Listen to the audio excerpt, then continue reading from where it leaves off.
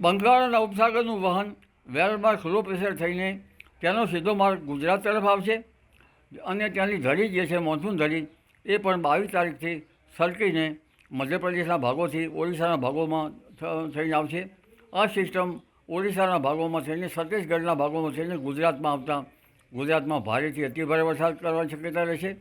તારીખ 24 સુધીમાં દક્ષિણ ગુજરાતના કેટલાક ભાગોમાં ભારેથી અતિભારે વરસાદ થઈ શકે, ક્યાંક ફ્લડિંગ જેવી કન્ડિશન જો વરસાદ થઈ શકે. આ ઉપરાંત સૌરાષ્ટ્રના લગભગ જૂનાગઢના ભાગોમાં, અમરેલીના ભાગોમાં ભારે વરસાદની શક્યતા રહેશે. પશ્ચિમ સૌરાષ્ટ્રના કેટલાક ભાગોમાં ભારે વરસાદની શક્યતા રહેશે.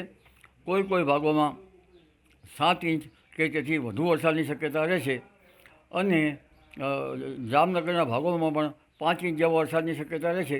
રાજકોટના ભાગોમાં પણ ભારે વરસાદની શક્યતા રહેશે.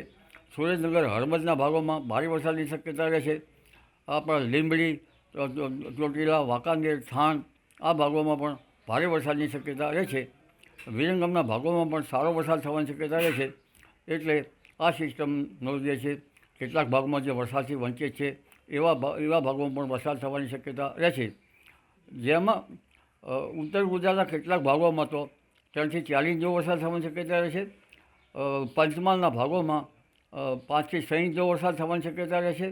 કચ્છના ભાગોમાં ભારે વરસાદ થવાની શક્યતા રહેશે. મધ્ય ગુજરાતના કેટલાક ભાગોમાં 4 થી 5 ઇંચ જેવો વરસાદ થવાની શક્યતા રહેશે. અને અમદાવાદ, ગાંધીનગરના ભાગોમાં પણ તારીખ 23-24માં ભારે વરસાદની ઝાપટા આવી શકવાની શક્યતા રહેશે.